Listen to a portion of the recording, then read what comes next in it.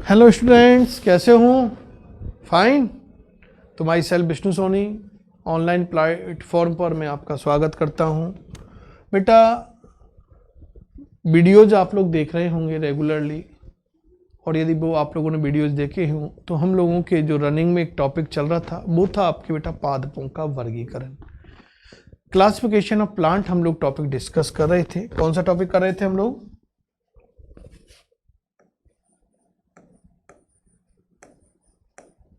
पादपों का वर्गीकरण।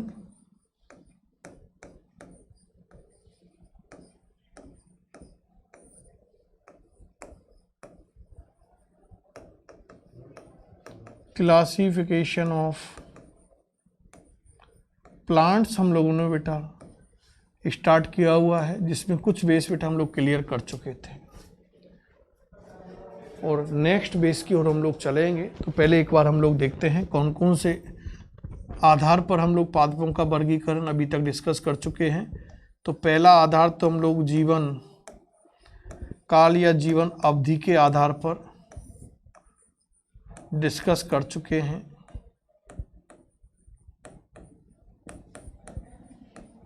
दूसरा बेटा हम लोग स्वभाव या प्रकृति के आधार पर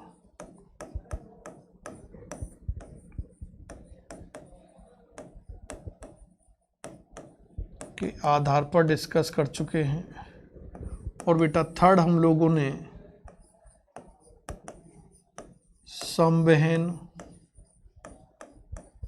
ऊतकों के आधार पर पादपों का वर्गीकरण डिस्कस किया था। और यहाँ तक बेटा आप लोगों के शायद कंसेप्ट क्लियर हो गए होंगे। नए कंसेप्ट के साथ फिर मैं आपके सामने आ रहा हूँ, और वो हम लोग बेटा चौथा कंसेप्ट जो आपके है, चौथा आधार है, वो हम लोग मानते हैं कोशिकाओं के प्रकार के आधार पर। किसके आधार पर? कोशिकाओं के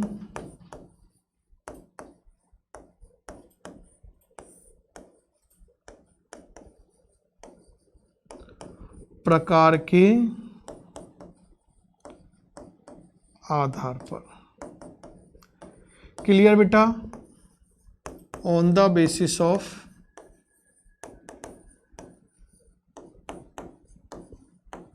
टाइप्स ऑफ सेल, कोशिकाओं के प्रकार के आधार पर। पहला मेरा आपसे एक क्वेश्चन है, और वह क्वेश्चन है कि भाई कोशिकाएं कितने प्रकार की होती हैं? How many types of cell? कोशिकाएं कितने प्रकार की होती हैं? तो बेटा आप लोग 8, 9, 10 तक शायद पढ़ते हो, तो ये आंसर आपके पास आना चाहिए।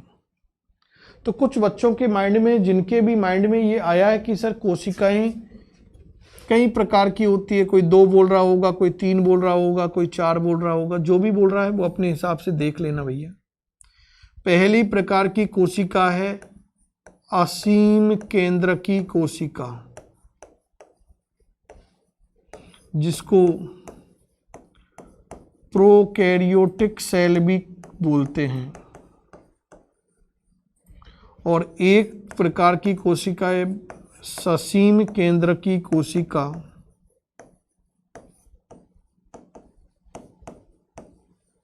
Eukaryotic cell. क्लियर? ये 2 प्रकार तो मेरे हिसाब से हर बच्चे ने सुन लिए होंगे नाम। नहीं सुने इसका मतलब उसने साइंस नहीं पढ़ी अभी तक। तो फिर उसको साइंस पढ़ने के लिए वापस से 10th में ही जाना पड़ेगा भैया। यहाँ तो फिर साइंस नहीं पढ़ाएंगे, या तो बायोलॉजी पढ़ाएंगे ना। क्लियर? लेकिन घबराना नहीं है, यहाँ भी बताएंगे आपको इनके बारे में। नहीं पढ़ के आए तो वापस मत जाना 10th में, 11th में भी बताएंगे आपको। तो बेटा हम लोग क्या कह रहे हैं, कोशिकाएं कई प्रकार की होती हैं, लेकिन हम इन 2 के बारे में तो हर बच्चा नाम सुनता है। होने को तो तीसरे प्रकार की भी कोशिका होती है, जिससे मीजोकैरियोटिक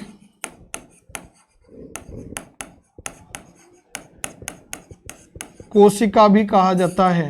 होने को तो एक चौथे प्रकार की कोशिका होती है जिसे एकैरियोटिक कोशिका भी कहा जाता है, लेकिन इनकी अभी कोई रिक्वायरमेंट नहीं है। जब हम लेवल पे बात करेंगे तब बात कर लेंगे भैया। अभी हमें बेसिक चलना है, नहीं तो बहुत ज़्यादा साइड इफ़ेक्ट आने लग जाएंगे अभी से ही, है ना। तो इन्फेक्शन होगा, साइड इफ़ेक्ट आएंगे तो दिक्कत होगी ना। तो अभी साइड इफ़ेक्ट नहीं करने, जब हम लोग पहुँचेंगे समझेंगे धीरे धीरे तो इनको समझ जाएंगे क्या होती हैं। तो आपको तो फिलहाल इन दो से ही याद करना है, और यही मेरे को तो अभी फिलहाल दो से ही आपसे मतलब है कि एक असीम केंद्र की कोशिका होती है, एक ससीम केंद्र का कोशिका होती है। ये दो प्रकार की होती है। तो बेटा इन्हीं कोशिकाओं के आधार पर जो पादप होते हैं उन पादपों को दो श्रेणियों में बांटा गया है। इन्हीं कोशिकाओं के प्रकार के आधार पर कि इन पादपों में किस प्रकार की कोशिका उपस्थित है, उसके आधार पर ही प्लांट को दो कैटेगरी के अंदर, दो वर्गों में, दो समूहों में बांटा गया है।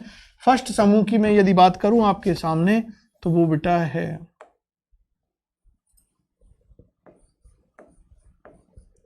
असीम केंद्र की पादप, लेकिन अंग्रेजी शब्द ज्यादा यूज करते हैं तो ये याद रखना आपको। तो प्रोकैरियोटिक प्लांट्स, है ना। क्या होते हैं बेटा?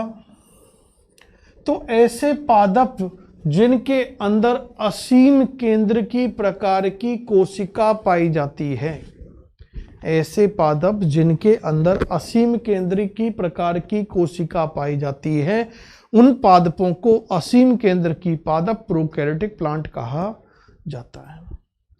अब आपके माइंड में फिर एक क्वेश्चन आता है कि सर ये असीम केंद्र की प्रकार की कोशिका क्या होती है? और आना भी चाहिए क्वेश्चन आपके माइंड में। तो इसका मैं बेटा आपको एक जवाब देता हूं। वो जवाब ये है कि यदि कोशिका के अंदर ये गुणधर्म है तो वो असीम केंद्र की प्रकार की है। कौन कौन से गुणधर्म हैं या उस असीम केंद्र की कोशिका की क्या विशेषताएं होती हैं? तो एक तो इनके अंदर अल्प विकसित प्रकार का केंद्रक पाया जाता है।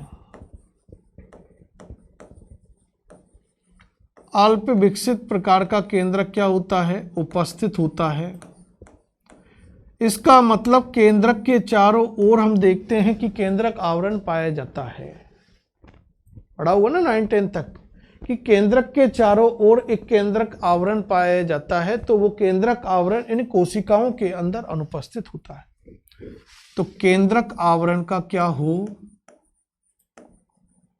अभाव हो। केंद्रक आवरण का क्या हो बेटा? अभाव।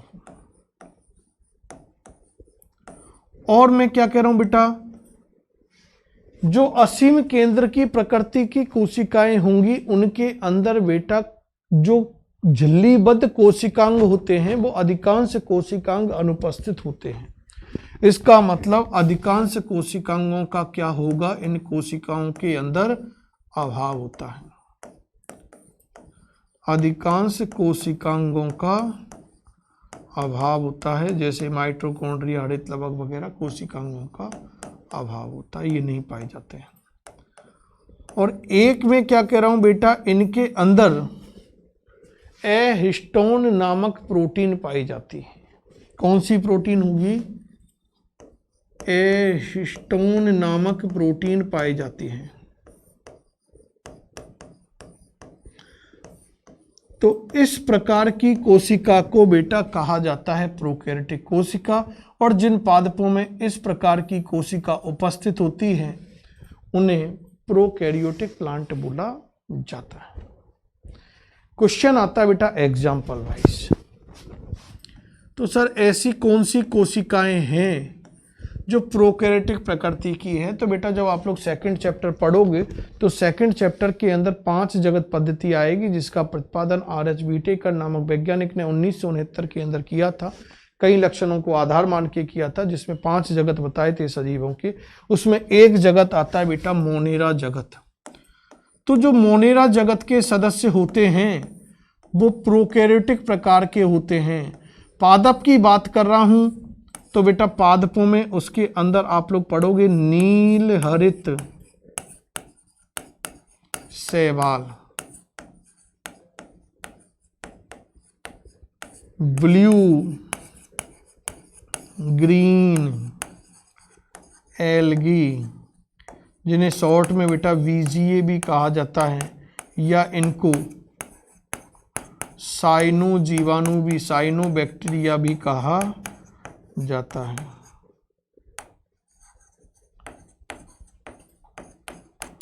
और उसके बाद एक और आता है बेटा माइकोप्लाज्मा,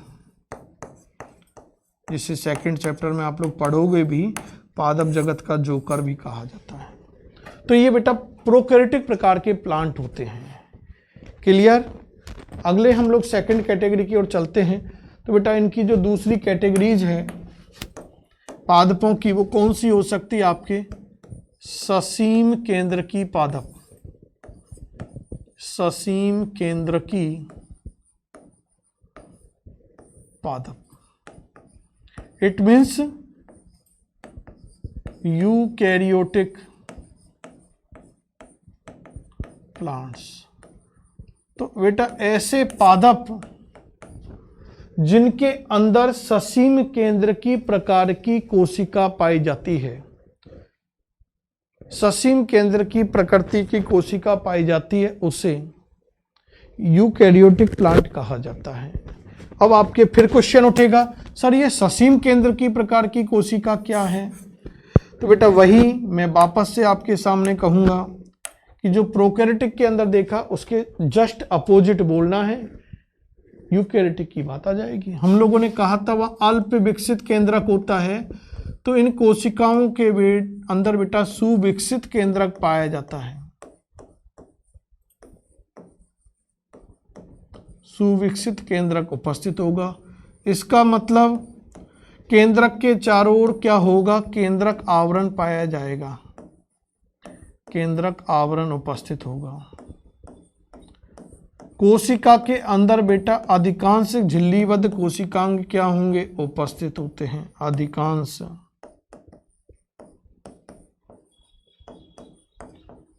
कोशिकांग क्या होंगे?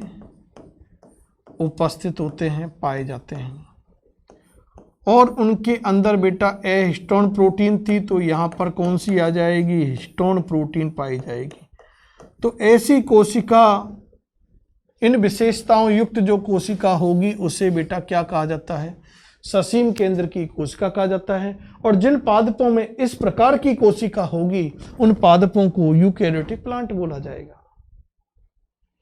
और बात करें बेटा एग्जाम्पल की, तो हम लोग कह रहे थे कि मोनेरा जगत आ गया, क्योंकि 5 जगत पद्धति के अंदर मोनेरा, प्रोटिस्टा, प्लांटी, एनिमेलिया और आपके एक फंजाई, 5 जगत आए थे। तो एक तो बेटा आपके प्रोटिस्टा जगत जो होगा, उसकी बात करेंगे। उसके बाद फंजाई जगत की बात करते हैं। कवक यदि हम लोग देखते हैं, है ना, कवक, फंजाई। एक देखें तो पादप जगत की बात कर सकते हैं, जिसके अंदर बेटा आपके जो पादपों के चारों समूह की हम लोगों ने बात की थी। कौन कौन से की थी? थैलोफाइटा, ब्रायोफाइटा, काम आए नहीं आए? पहले पढ़े थे तो।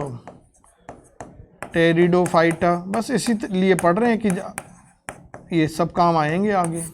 और एक पढ़ के आए थे स्पर्मेटोफाइटा। तो इन समूहों के अंदर बेटा यूकैरियोटिक प्रकार की कोशिकाएं पाई जाती हैं, और ये बेटा यूकैरियोटिक पादपों के क्या हैं? समूह हैं। क्लियर? तो बेटा आज की क्लास के अंदर इस तरह से हम लोगों ने प्लांटों का एक नेक्स्ट क्लासिफिकेशन डिस्कस किया है। वो है आप लोगों के कौन सा? कोशिकाओं के प्रकार के आधार पर। तो कोशिकाओं के प्रकार के आधार पर हम लोग पादपों को 2 समूहों में बांटा है, प्रोकैरियोटिक प्लांट और यूकैरियोटिक प्लांट। 1 बाय 1 हम लोगों ने उनको प्रॉपर्टीज बाय डिस्कस किया था, विद एग्जाम्पल डिस्कस किया है। आई होप कि ये टॉपिक आपके क्लियर हुआ होगा। नेक्स्ट कंसेप्ट के साथ फिर वापस से आपके साथ मिलेंगे, तब तक के लिए थैंक यू, गुड बाय।